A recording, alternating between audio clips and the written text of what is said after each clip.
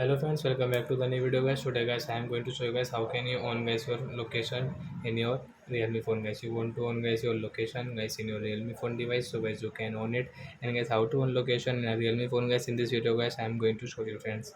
So before starting video friends, I want to tell you guys, if you need my channel, so guys first of all go and subscribe my channel, click the bell icon and like my video.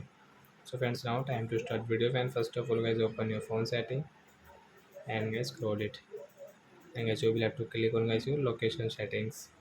So guys tap here, and guys you can see guys your location is off, so guys you can on from here, and guys you can use guys your location setting from here in your realme phone guys. So are you friends, you have understood how to on location in a realme phone? Guys you want to off, so guys you can off from here also. So are you friends, you have understood how to on and off location in a realme phone? So that's it guys, thanks for watching guys. Now we will meet on next video guys with new topic. Before going guys, please go and like my video, subscribe my channel. Bye bye friends.